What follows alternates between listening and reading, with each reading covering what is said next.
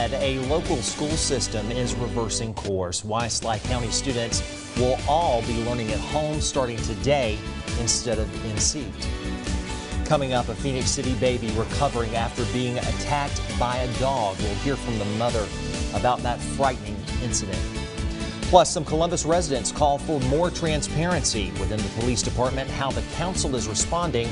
News 3 this morning starts right now. On your side, this is News 3 this morning. Good morning. We've made it to midweek, and that's some good news there. Glad to have you with us on this Wednesday, August the 12th. I'm Greg Lloyd. My co-anchor and good friend Bria Berry will be here later for News 3 midday. Well, for the first time since their return, Sly County students will be reporting to class digitally this morning. All of them. It's a sudden change of course from the hybrid learning model the district originally had in place. News 3's Chuck Williams explains. Take a good look at these images that were shot Tuesday. First graders in the computer lab, older elementary school kids grabbing lunch.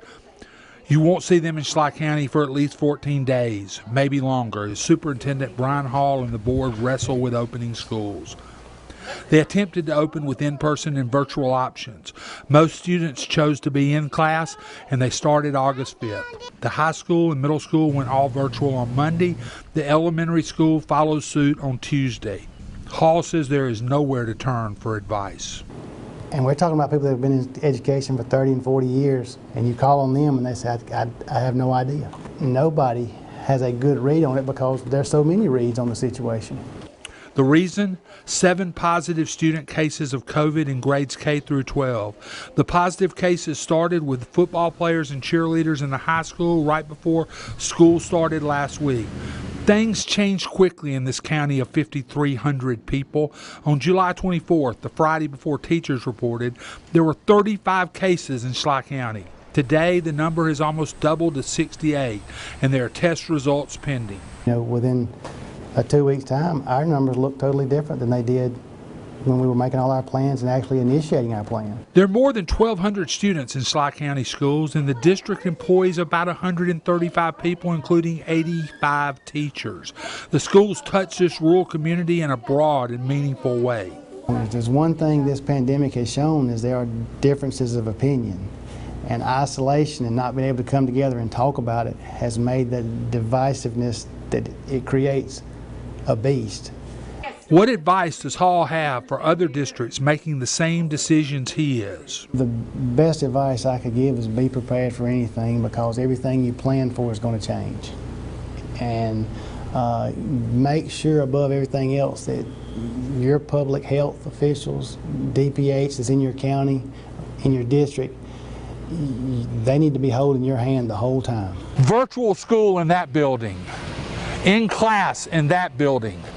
Here we are in Sly County, and this is how complicated starting school in the COVID crisis is. Chuck Williams, WRBL News 3, on your side.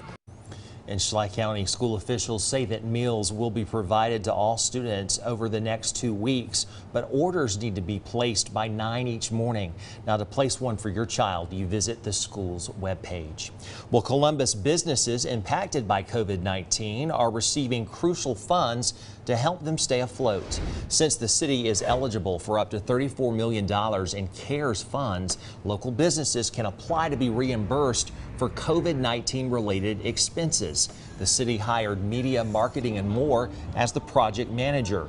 Marquette McKnight with the firm says this money isn't just going to help businesses, it will also give the local economy a boost as well. $34 million is a lot of money to bring into our community. Once the city dispenses that money, then that's more money that will stimulate our economy. McKnight says this funding is open to any type of businesses, art agencies, community assistance groups, restaurants, medical organizations, you name it. And the application window, though, closes on August 24th. You can find more information about it on our website, WRBL.com. Well, new this morning, a Montgomery County judge has dismissed a lawsuit challenging Alabama Governor Kay Ivey's statewide mask mandate. News 3's Rashad Hudson was in the courtroom and brings us more. The attorney representing the group of people challenging the governor's statewide mask order says the governor acted outside of her scope and that this order should have been done by the legislature. Debbie Mathis is a real estate agent in North Alabama. She is one of the people challenging the governor's mask order. I think it has scared a lot of people, and it does affect work. She says it affects her ability to interact with her clients, a sentiment she says is shared among her colleagues. We've had realtors out of Birmingham and other locations that are actually realtors that have groups that are concerned. Those challenging the lawsuit claim that the Alabama Emergency Management Act does not give the governor the power to order people to wear face coverings. The judge hearing this case ultimately dismissed that claim. The 3 people that signed this complaint need to be commended for their courage to basically hold accountable the government. However, Department of Public Health officials stand by the mask order. The mask order, coupled with the ongoing practicing of social distancing and the respiratory hygiene, if you put all 3 of those together, I do think we are starting to see a small amount of progress, but we have a long way to go. Now, the attorneys representing that group of people say they're going to challenge this and will appeal to a higher court. Reporting in Montgomery, Rashad Hudson, WRBL News 3 on your side. And turning our eye now to national headlines, the federal government is taking a $1.5 billion gamble on a COVID-19 vaccine. That's how much the Department of Health and Human Services is paying Moderna to produce and deliver 100 million doses of its potential vaccine. The National Institute of Allergy and Infectious Diseases helped develop it. The vaccine, still in clinical trials, has not been approved yet by the Federal Food and Drug Administration. However, it is already being manufactured, so if it is approved, it can be rolled out quickly. The government investment assures the vaccine would be available at no cost to Americans, though healthcare providers could charge fees for giving the shot.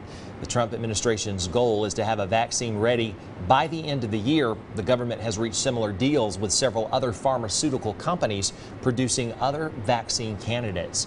And as that vaccine race continues, health experts say one group is seeing a noticeable rise in COVID-19 infections. This comes as the United States surpasses 5 million known COVID-19 cases, according to Johns Hopkins University. This morning, John Lawrence has the story. Public health officials warned about opening schools in states with COVID-19 hotspots, but others want students back in class. For the most part, they do very well. I mean, they don't get very sick. They don't catch it easily. They don't get very sick. In terms of the risk to school kids, this is lower risk than seasonal influenza. However, medical experts say having youth in crowded hallways and classrooms poses a significant threat. You're waiting for a second fire to erupt. You're pouring fuel on a raging fire. More than 800 students in Georgia's Cherokee County are in quarantine due to possible coronavirus exposure. This 1 week after in-person learning began. We are not out of the woods yet, and we cannot take our foot off the gas.